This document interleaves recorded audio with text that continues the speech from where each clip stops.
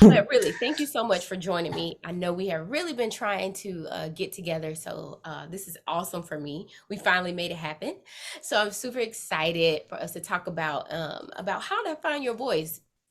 We have a lot of DMs that come in, and even as a therapist, I hear that sometimes from my clients when we're talking about just even trying to find themselves and who they are and being more authentic with themselves and kind of what that means. But before we even get into it and all the things and all the goodness that you're about to share with us, let people know who you are and how they can find you and what you do. Thank you so much for having me, Amber. That's first. I am happy to finally be here. My name is Miss Charity Bailey, and you can find me on social media, all social media platforms, Miss Charity Bailey. I am a journalist and on-air personality television host, and I created a show called Girl, We Need to Talk. It started as a web series. It is now a podcast. We do a little bit of both now, you know. And I started the podcast because I realized after my dad died in 2018 that people do not talk about grief. Mm-hmm. It's like the elephant in the room. Yeah. Everybody experiences it, Yep. but it's uncomfortable to talk about. Mm-hmm. And so, for lack of better terms, I was just like, it's time to rip the Band-Aid off because I'm hurting, I'm broken. So I know I can't be the only one. My sisters can't be the only one. And grief is such a monster that if you don't confront it, it'll just chase you. Yep. And it spills out all over the place on your friends, the workplace. It really caused me to have empathy for people just day to day too. Cause I'm like, I was like, nobody knows. They see me smiling on TV. Nobody knows I cried all the way to work, cried 3 days, that I basically sleep in a pool of tears, you know? And so it's caused me to have so much empathy for people, even just like little things at the store when somebody's snappy and rude or on the road. It's caused me to go, what you going through? Yeah. You know? Yeah. Yeah. And so we host open, honest, transparent conversations, and it's called Girl, We Need to Talk, but men can also take a lot away from it as well. Mm-hmm. But I chose to have the conversation amongst women because I realized also that, like, while I'm a guy's girl and daddy's girl, my girlfriends really, really, really stepped up to take care of my heart while I was going through all of that. And I mean, even now, it's been a couple of years, almost 4 years, kind of crazy to think about, but yeah, they're the ones who held me down. So we talk about all the different spaces we experience grief: postpartum depression, pregnancy loss, the loss of a loved one, loss of expectations, loss of a love. You know, we grieve all those spaces, but nobody ever told us that we would. So that's what we do there. And it is just it's about being yourself, being your true, authentic, genuine self. And it's taken me some time to get there. But now that I'm here, ain't no going back, child. Well, look, that's exactly why I wanted you on today, is to talk about that and like take us through your journey of how you even started to how you got to the point of where you are to find your true self, where you're like, I'm not interested in going back. Because I know a lot of people that are in the stages of discovery or might not even know. They might feel like this is my true self, but in actuality, it's not. So start us there though. Let's start there. How did you first even find out, like, you know what? I think something is missing. Well, I mean, let's be honest. So first of all, I'm 41. You look good, girl. It's the Black woman syndrome. You feel me? My mama and my grandmama, they good. But honestly, you know, in your 20s, you're trying to figure out who you are, where you fit in. Mm-hmm. You know, college campuses, career. Because that's the other thing. We've been sold this. It's funny now because I tell people, especially young women, all the time, you are not going to be rich. You're not going to have it figured out. You're not going to, none of that in your 20s. Mm-hmm. Now, nowadays there are ways for young people to make money, social media, stocks, you know, because of the internet, there's so much more awareness and education than what we had in the 90s, right? But unless you like a ball player or, even my friends who are doctors and attorneys was broke until they was almost 40 because they got to pay bills back. You know what I mean? Like they got loans. Yeah, but but we've been told that in our 20s we're supposed to have it all together. Mm-hmm. That's a lie. Mm-hmm.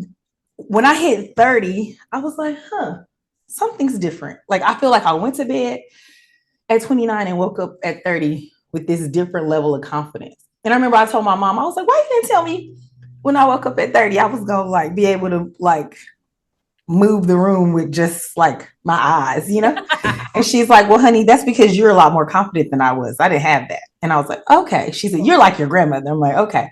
But I realized with men, with work, friendships, you have to do what makes you happy because everybody else is going to do them. Mm-hmm. And especially with men, right? It's like, well, if I don't say this, then he won't do that. And maybe I won't do this so that he won't leave.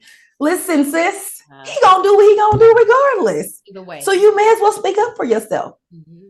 And my girlfriend, one of my best friends, Amber Wright, we used to talk about it, like finding your voice in relationships as it pertains to relationships and standing up for yourself. And it took a whole lot of time. All my 30s. I ain't even gonna lie to you. Mm-hmm.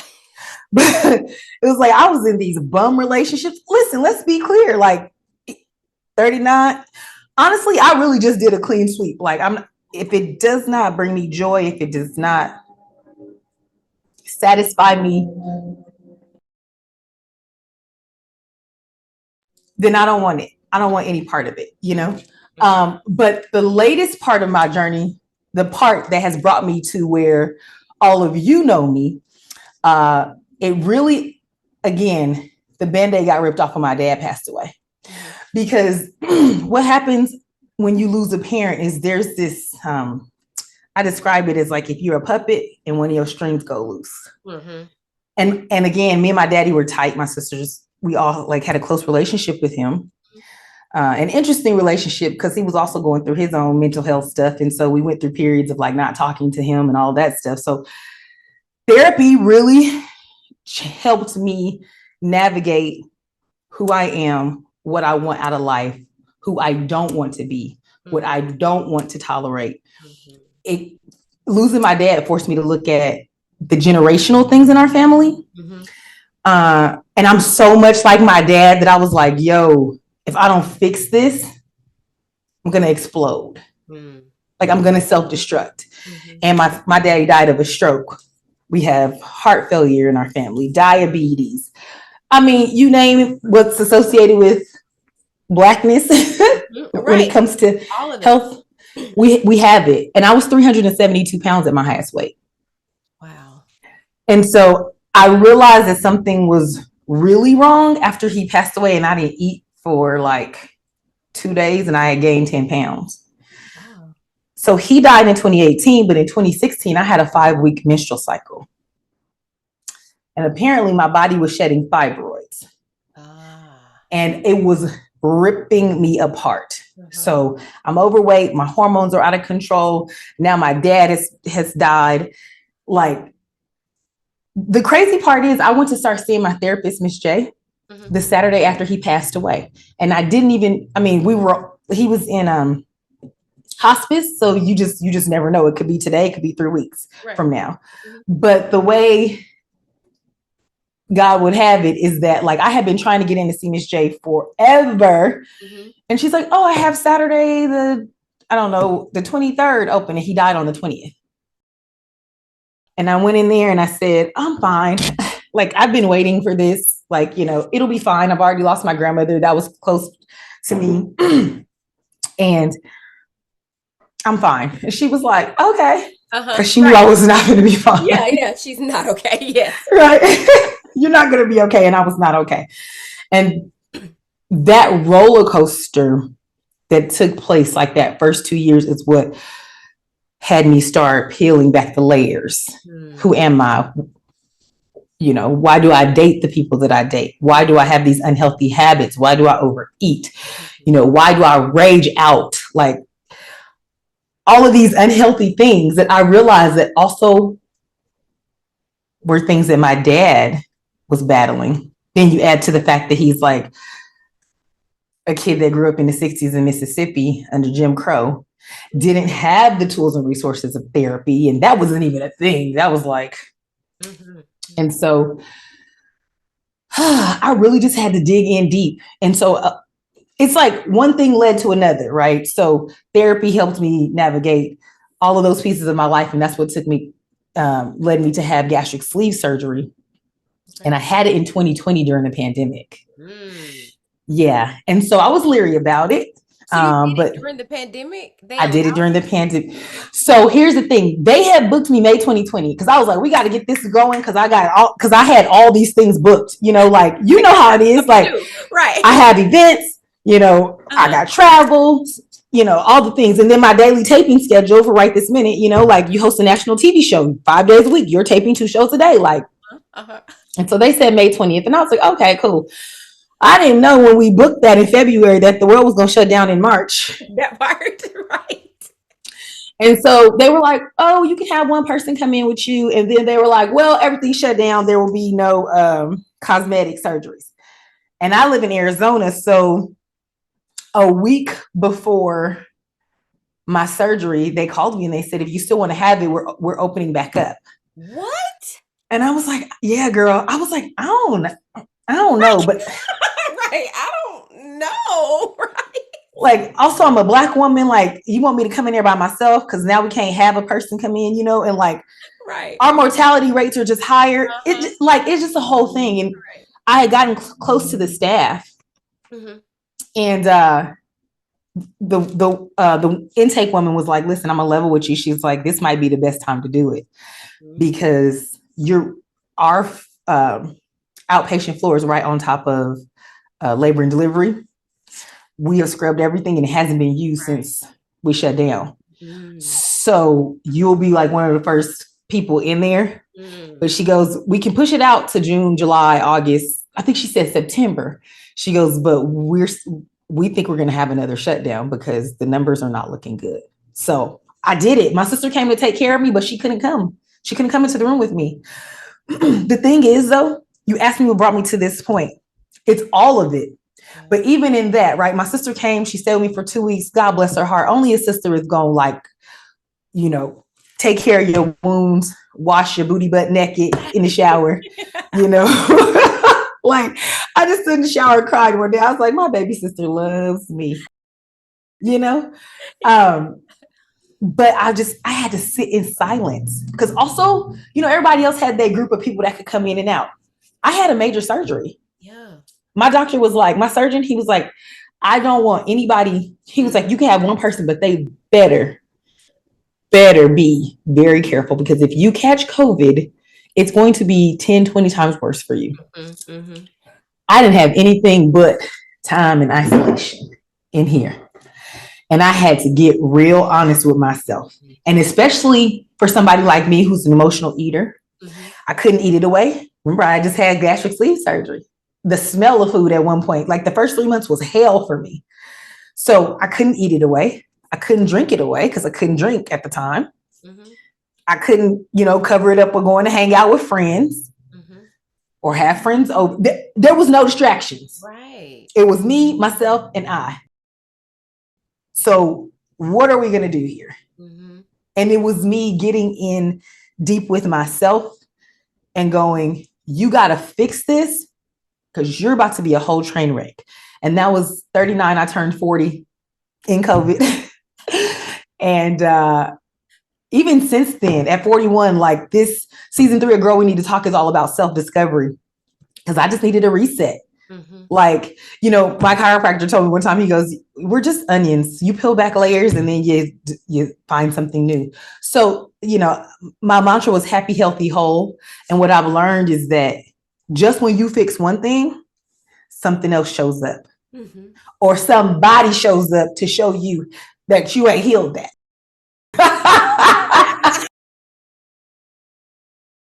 And so I went to Costa Rica and again, I went by myself in isolation. Like I told my friends, I said, and my family, I said, listen, I'm gonna go to Costa Rica. I'm gonna sit in quiet and I just need to reset.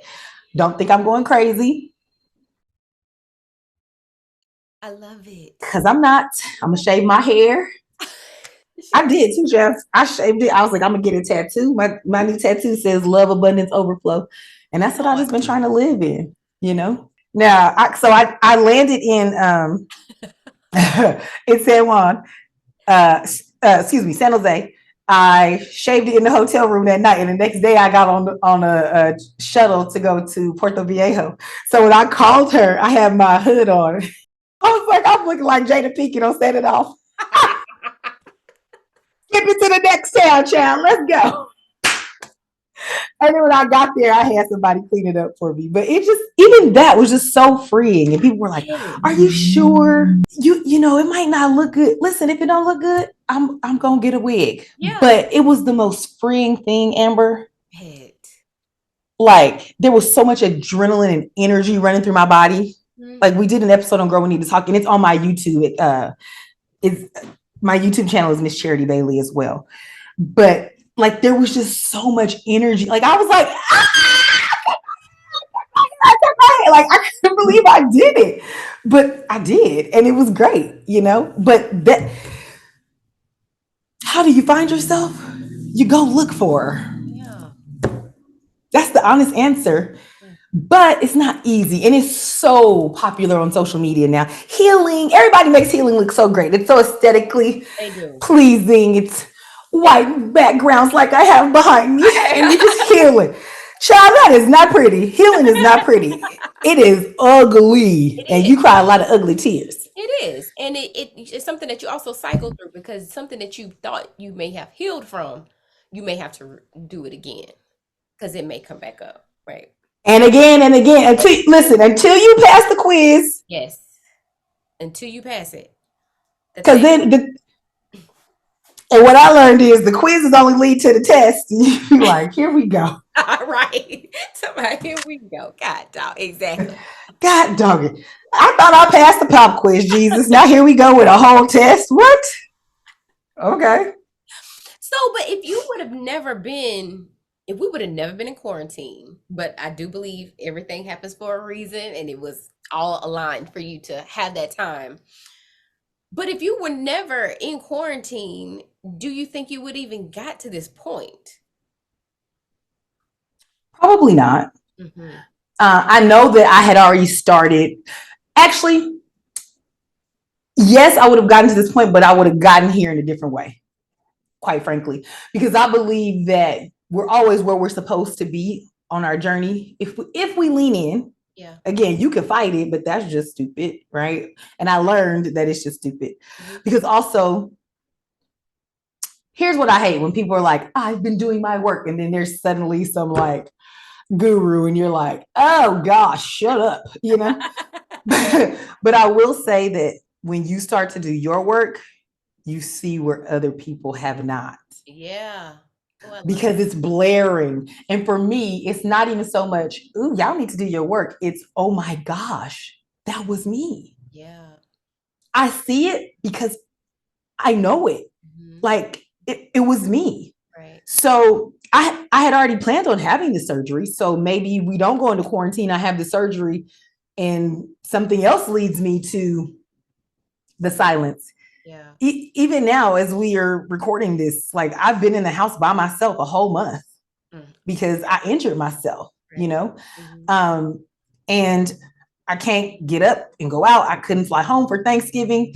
And I didn't realize how much it was impacting my mental health. I was talking to one of my girlfriends, and she's also a therapist, but she's always like, I'm not therapizing y'all. I'm like, okay. Right. But I was like, I don't know why I'm tripping so hard, because I did this for longer than this when I had surgery. And she said, yeah, but you actually planned that. Mm-hmm. You didn't plan this. See, because after surgery, I started boxing, which is also something that's so good for my mental health. Mm-hmm. It's good for my physical health, but it is so good for my mental and emotional health, because my coach is always telling me, and I think I finally got it because some folks been testing me real hard. These men's be trying to test me, and I'm like, sir, go. But he's like, hey, champ, you got to stick to your strategy. He's like, I'm from Russian ruled Armenia. The dude who runs the room, everybody think it's the dudes with the big guns. It's the little man in the corner that's sitting quiet. Mm-hmm. And when I met him, I was in a relationship and I was going through a breakup, and he was like, that's the thing. You set the temperature. And so that was 2 years ago. Now, even coming back to recently, like now I look and I go, oh my gosh, because old Charity would have blew up on you. And every time I say it, I know a test is coming, which is why sometimes I'll be like, Charity, be quiet, because you can have a new test. But I say probably, but it's just, it would have just looked different. Yeah. You know, like when everything happens for a reason and it's for a season. So it's like, if that didn't happen, would I have launched Girl We Need to Talk? Because we launched Girl We Need to Talk in the pandemic as well. Would I have had the surgery? Yes, but would I have experienced it the same? I don't know, because I wouldn't have been sitting as quiet. So maybe something else would have come along to make me get still. Right. You know, I don't know, but probably. Because you're going to get to where you're supposed to get one way or the other, or you're going to stay stalled. That's very true. But what I'm thinking is, like, a lot of things happened during the pandemic. And like you said, it did take a lot of time for people to be able to kind of sit back and do some reflection. But now that are we considered out of the pandemic? I mean, girl, they talk about it's a tridemic now, RSV, right, and all the COVID and the flu. I don't know. I'm just like, that's the other thing. I don't know what we are either. I just been in the house for a month, and I'm like, you know, maybe that's the other thing, is that now I won't be outside with the people with the cooties. Right. Right. You don't even have to worry about that. Okay. Who is it? But if you're not going, you're not like made to sit still. How do you find that time to sit still, or even to know? Because when you're in your day-to-day, what I'm thinking is, like, when you're in your day-to-day, right, you're just going to the next thing, the next thing, the next thing, that's next. Okay, what's next? What's next? What's next? And sometimes you miss that time of opportunity. And I feel like I say this a lot too as a therapist, but like having that time for yourself. But it seems so cliche, or a lot of people are now using the term of healing, self-care, you know, and so I think it's like just kind of going in one ear out of the other, because it's just something that people are saying all the time. But the trueness of that and what it means, it could be people that are not actually understanding that. So what do you say, or what would you have to that? Yeah. Well, first I want to challenge the we are not made to be still. I think we're scared to be still. Mm-hmm. Right? Like I know I have some friends who will not call into work, and they do it like, oh, I'm being bad, had an accident, I made it to work. No, because if you go home to sit by yourself in silence, mm-hmm. it's going to be loud. Right. The silence is very loud, and nobody wants to sit in it. That's true. You know, I'm a Christian, I'm a little raggedy. God knows my heart. I love the Lord. He heard my cry. Listen, the Bible says, be still and know that I'm God. Mm-hmm. Everybody is looking for the next thing, the next relationship. Look, swiping this, that. You can always get another one. Everything is at your fingertips. Mm-hmm. Mm-hmm. Everything is fast paced. 140 characters, 6 seconds, turn to 10 seconds, turn to 90-second reels, everything. Right. But what if we are meant to sit still? And the crazy part is, everybody's looking for a timeout and a break. But what happens when you do that? Like when I went to Puerto Viejo, I sat. I went by myself. I mean, I made friends there. I, connected with the locals. It was one of the most amazing experiences I've ever had in my life. But I did a lot of sitting, sitting on the beach, sitting on my balcony, taking in nature. What will you hear when you get still? Because there's layers to it, right? Like first it's loud, bah, bah, bah, bah, bah, bah, bah, bah. And then once you've started your healing process, things start to slow down. But that's because, I'll say me, that's because I gave into it. Right. And I knew while I was here, dating raggities and back to boom, boom, boom, boom. Let me tell you something. when everything opened back up in 2021, we was like, open up them gates and give us free. Child, me and my sisters and my cousins was everywhere. My friends, I was off in on plays. And listen, I'm single and I TV mingling, child. I was dating some people that was like, you want to go? Yes, I'll be there. You know what I mean? But then it just got to be too much. Like all the people who had weddings planned in 2020 got them pushed back. And then all the people that got engaged. So like, I remember there were several weekends where I had a wedding reception and a birthday party and a birthday brunch the next day. But I mean, like, have to leave here to go to there, to go to there, to go to there. And it just, I was like, oh my gosh, I don't want this anymore. Close the gates. And then, like, I was like, no. And my mom and my sisters, they're always like, that's what you get for being everybody's best friend and being sad. And I'm like, but people don't, Amber, what people don't know about me is that as outgoing as I am, like, I really enjoy alone time. Like, I'll be like, shh. You know, I host events and stuff. But I remember we did the season 3 launch party for Girl We Need to Talk. And one of the ladies on the panel was saying that she really didn't want to come. And I said, sis, me either. And it's my event. I was like, I'm going to be honest with y'all. I don't want to be outside. It's so much noise. It's so much noise outside for no reason. And it's fake. And I hate it. Yeah, it is. It is. Right. You ask people like, I'm a person that likes to connect, even though sometimes I'll be like, everybody leave me alone. Like I said, I went to Costa Rica to reset, and it's the best thing I could have done for myself. And when I came home, I was like, you know what? We're going to keep this up. And also, season 12 of Right This Minute didn't get renewed this season. And not for nothing. Mm-hmm. Like, it's sad because sis need a job. You know what I mean? Right. But I'm like, okay, Lord, then that means something else is supposed to be coming. But like, I need to get quiet, right, and get still, so I can hear your voice, so I can hear my own voice, right, my own intuition. You know, one of the big things that was ringing loud and clear while I was in Puerto Viejo was femininity and the strength in it. And I went to see one of the healers, and one of the, like, I kid you not, we did a ceremony with my tattoo. Everyone I pulled was about femininity and the strength in it. Wow. And being able to move in that. Yes. Yeah. But that's what my coach has been trying to tell me for the last 2 years. Like, yes, you are bravado. You are, you know, and that's the other thing. Like, I lost 150 pounds, so I don't feel as big and strong in my body. Like, I'm not accustomed to people calling me little. Like, there's still certain things that I'm working through, right, with my body. Right, right. But I've also decided to love on her and love her in the process and honor her. Yeah. And like, I don't mind when people post old pictures of me, and I post old pictures of me because that woman got me to where I'm at. And this woman and this body is going to get me to where I'm going. But again, if you're scared to sit in the silence, how can you receive direction? Yeah. How do you know what's what? Do you have anybody that, or your friends, come to you to ask you what steps you took, like, to get where you are?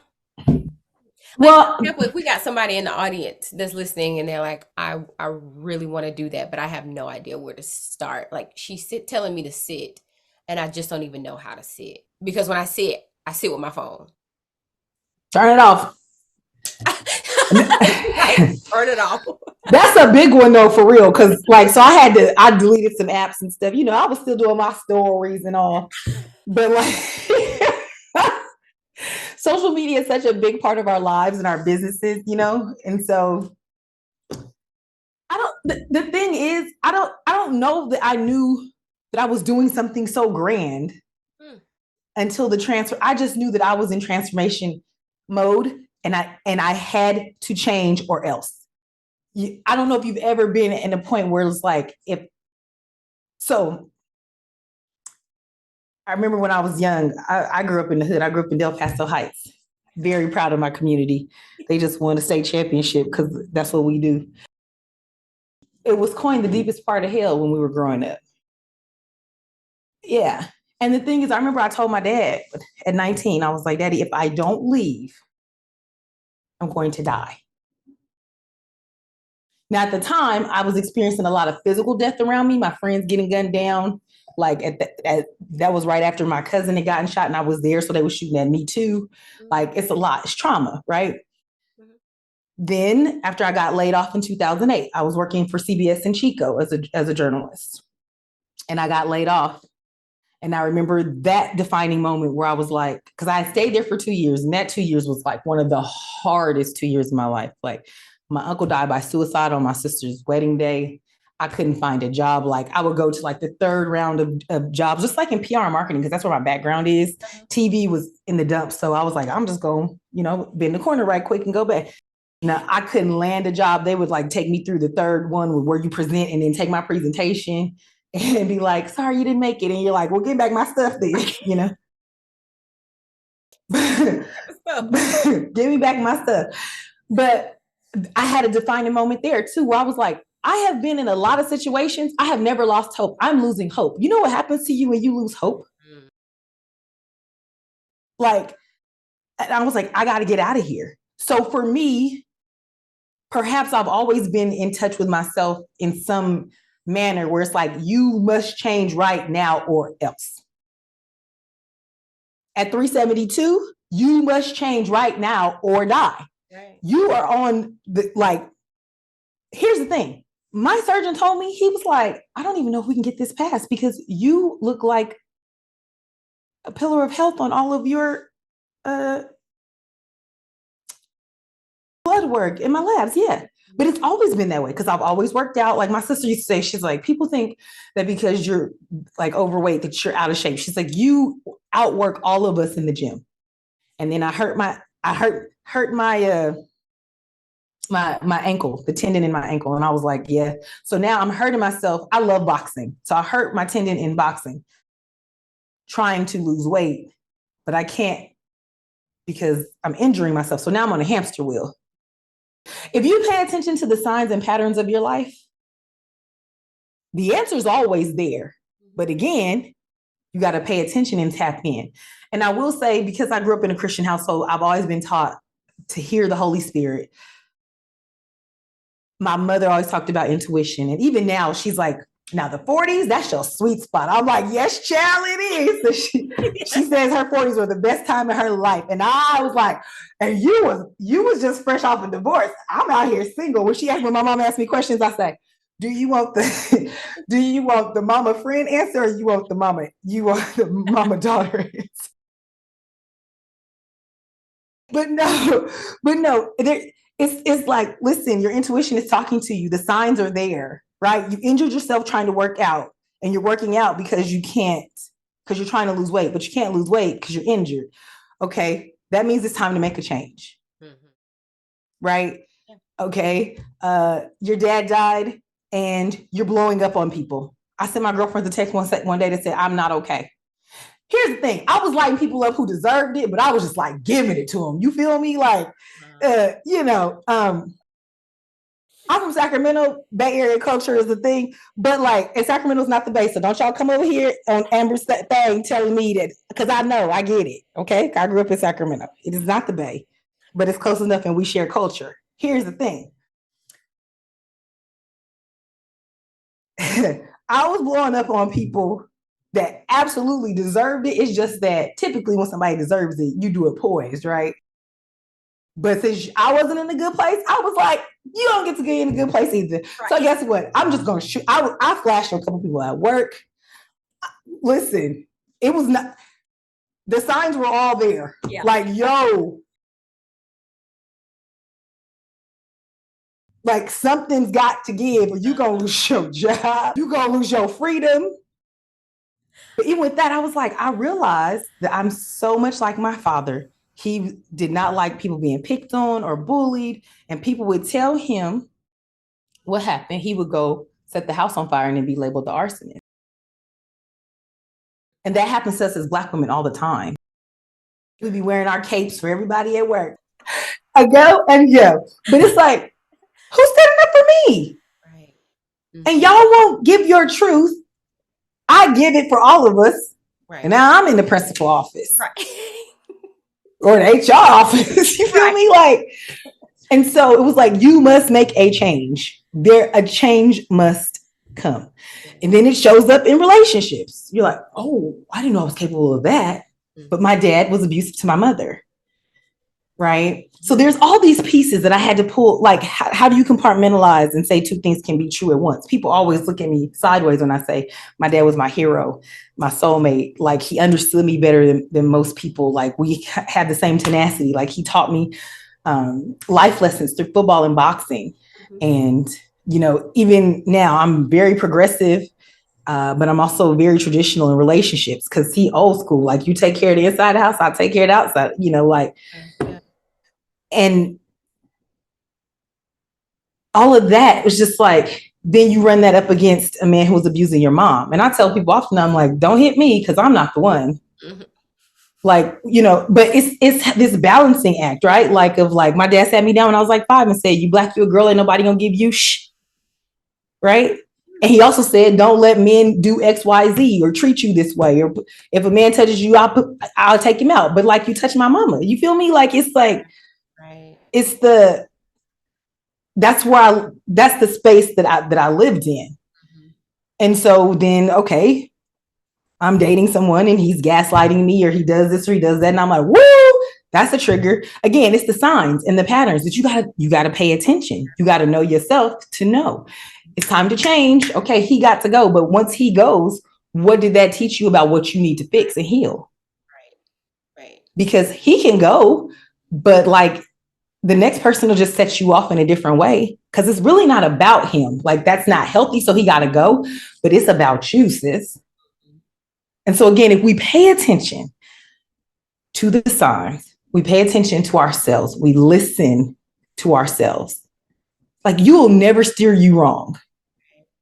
And so I really, really, really want to press that and drive that home, especially for young women, because I'm like, if I had this game earlier, my God, today, that nobody else defines you, you define you. Nobody else gets to, define your worth. You are worthy because you are you. You are here for a purpose. You're not going to look like everybody else. You're not going to be everybody else. That's very true. I mean, I love this. I think this was so many gems and jewels, and even really just to even learn more about you and just sharing, because I think that's when people start to really get more of the buy-in, right, about me wanting to do these things to start changing my life. When they start hearing your story and they can connect with it, like, I can identify with that, and if she then I can do it too. So I do appreciate you sharing that story with us and just your whole process, because I mean, that's motivating. Child, he ain't through with me yet. I'm like, what else do I need to learn? Boom. Okay, that one. You right. You right. But it is. We are really just onions, peeling back the layers, and it's an investment in self. We invest in everything else, right? We invest in the stock market. It crashes. What do you have left? You. But you crashing and burning every day, and you ain't concerned. You on the phone? Everything else. Yeah. You on the phone calling your financial advisor because the stock market and the recession and all this and all that. Your life is in a recession. 110%. But you won't call, you won't do the work to get in there. And that's the thing. Again, it is very hard. It is hard. It takes time for people. And that's the whole point too, why one of the reasons that BFT was created is because we want to meet people where they are. Because we know, just like your friend, she might not be ready for therapy. That's okay. But what's the first step? How can we help you get to that first step? And whatever that looks like. So when does it start? New season of Girl, we need to talk. We are discussing it because we got a lot of balls in the air right now, and working on closing out the season.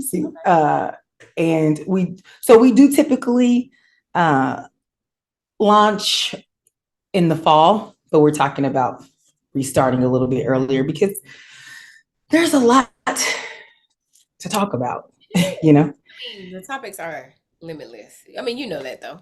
A lot to talk about. Yeah. So, Girl, we need to talk season 1, 2, and 3 are live on YouTube and all of the podcast formats. So Apple, Google, Anchor, Spotify, you name it, it's there. And we're working on the upcoming season, figuring it out.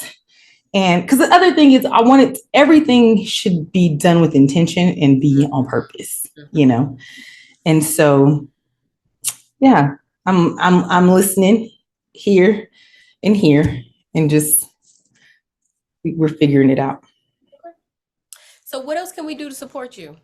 I know you have a lot of things going on. How can we support you? Well, first of all, go Girl We Need to Talk on Instagram. Subscribe to the channel on YouTube. It's under Miss Charity Bailey. You can follow me on Instagram. That's Facebook, Instagram, Twitter. All of that is at Miss Charity Bailey. And also, listen to the podcast. Subscribe wherever you listen, leave reviews. But more importantly, share it with somebody who needs to hear it.